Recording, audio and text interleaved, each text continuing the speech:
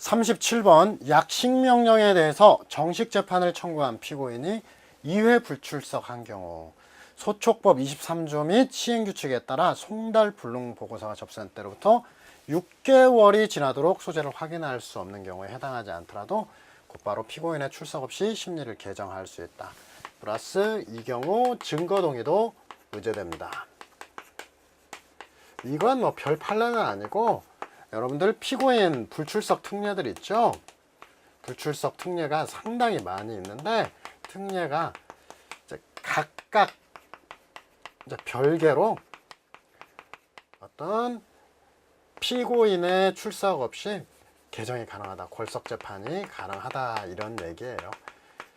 예로 들면 500만 원 이하의 벌금 과료에 해당하는 사건, 피고인의 출석 없이 개정할 수 있다. 이 경우도 바로 소촉법 23조의 골석재판 요건 갖추지 않아도 골석재판 가능하고 증거동의도 의제가 가능합니다. 그런 식이죠. 자, 38번으로 가서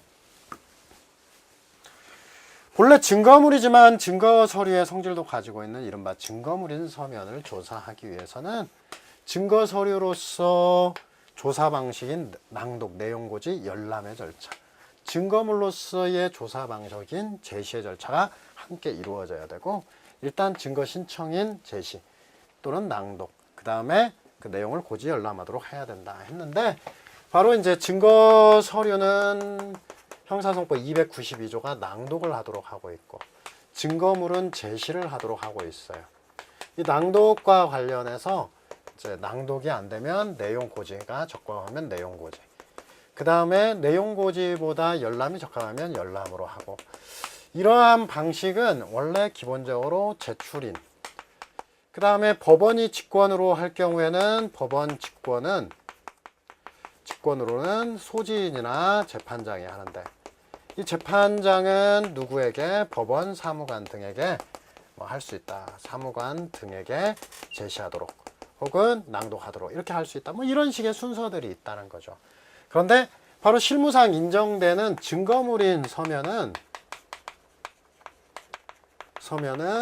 바로 증거물이면서 동시에 증거 서류인 경우, 그래서 바로 원칙적으로 여기서 나오는 낭독과 제시라고 하는 것을 동시에 해야 되고, 그 순서는 이런 식으로 가야 된다. 낭독이나 내용고지, 열람이나 제시, 그리고 제출인, 법원 직권으로 할 때는 소지인이나 재판장, 법원 사무관 등이 하게끔 해야 된다. 이렇게 되죠. 자, 그 다음에 이제 증거 파트로 넘어가겠는데, 39번.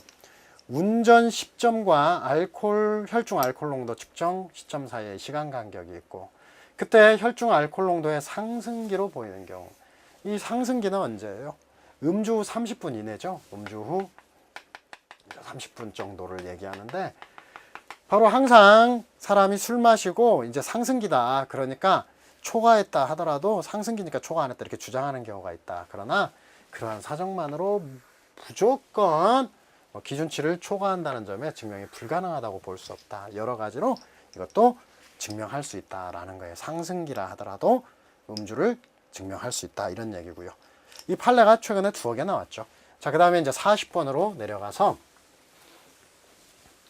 영상 녹화가 이루어지지 않은 경우, 이제 실질적 진정 성립의 인정은 공판준비 공판길에서 명시적 진술에 의하여야 한다.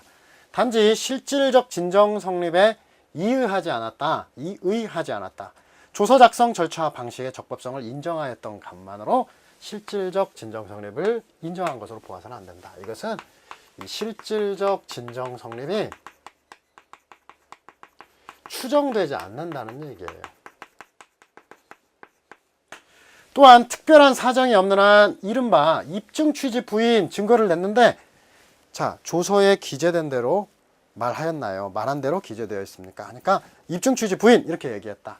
이를 진정 성립을 인정한다는 전제에서 증명력만 다툰 것이라고 가볍게 판정해서는 안 된다. 그래서 명시적 진술로서 인정할 게 필요하지 입증 취지 부인, 진정 성립 인정한 건 아니다. 이렇게 보시면 되겠고요. 내려가서 41번. 검사 작성 피고인에 대한 피신 조서에 대해서 증거능력 심사 과정에서 진정 성립을 묻는 재판장의 질문에 대해서 진술거부권 행사했다. 314조 요건도 충족시키지 못함으로 증거로 사용할 수 없다. 이제 우리 판례가 얘기하는 거, 일단 314조가 2008년 1월 1일 엄격히 개정되었다는 거예요. 그래서 일단 첫 번째 증언거부권 행사 판례가 전원합의체로 먼저 나왔죠. 이 증언거부권 행사와 관련해서 이제 314조의 필요성 요건을 충족하느냐, 우리 판례는 두 가지. 증언거부권을 보장하는 취지, 거부권 보장 취지. 그 다음에 314조가 엄격히 개정되었다는 취지. 이런 것들을 볼 때 314조의 필요성 요건을 충족하지 못한다 라고 얘기를 했고요.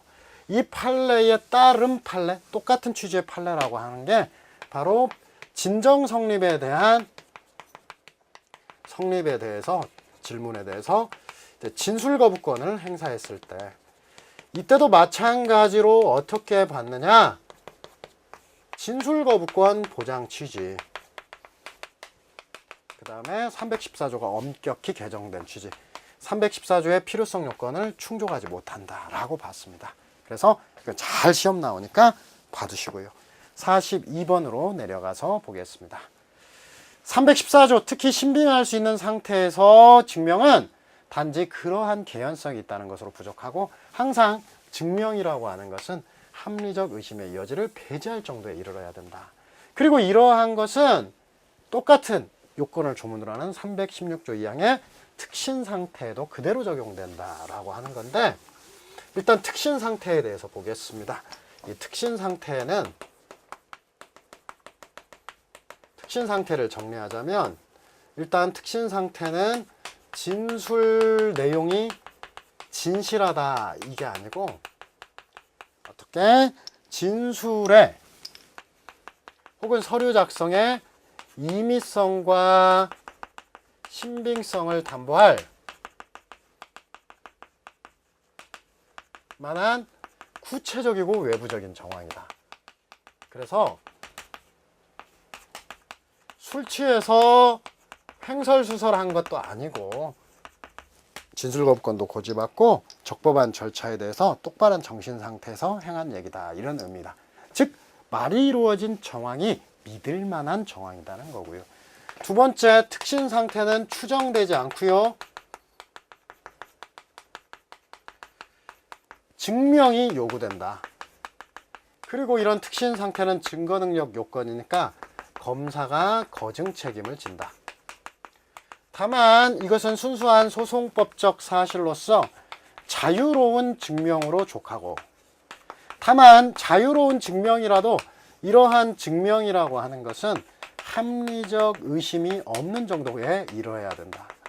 이러한 것은 314조나 316조나 마찬가지다. 바로 특신 상태의 증명이 이루어지지 않았다고 본 사안 중에 하나가 대표적인 예, 바로 뭐냐면 군 검찰관이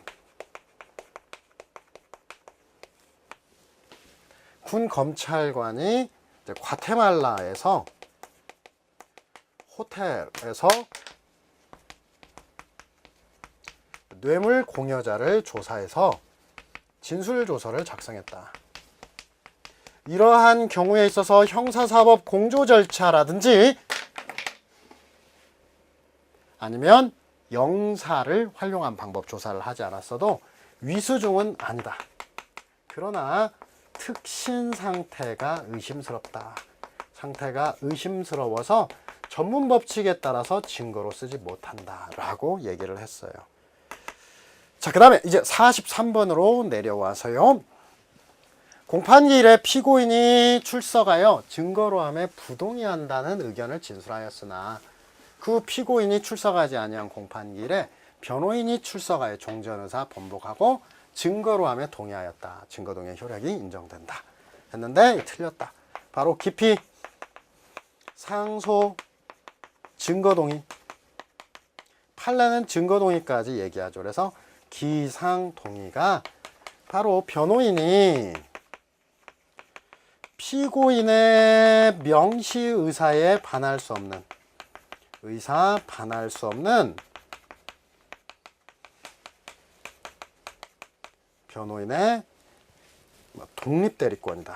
이렇게 얘기를 하고요. 그래서 피고인이 출석하여 증거로 부동의한다는 의사를 진술했다. 이거 명시의사죠. 이렇게 명시의사를 표현했으면 변호인이 번복하고 동의했다. 명시의사에 반하여 무효이다. 이렇게 얘기를 합니다.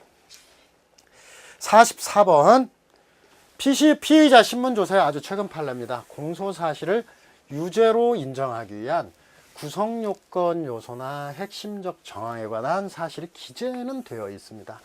그러나 영상녹화물에는 이러한 진술이 없거나 달라버립니다. 이때는 특신 상태가 의심스럽다라고 해야죠. 즉, 그 진술이 이루어진 정황이 의심스럽다. 그러니까 증명되었다고 볼 수 없다. 의심스럽다. 같은 말이죠.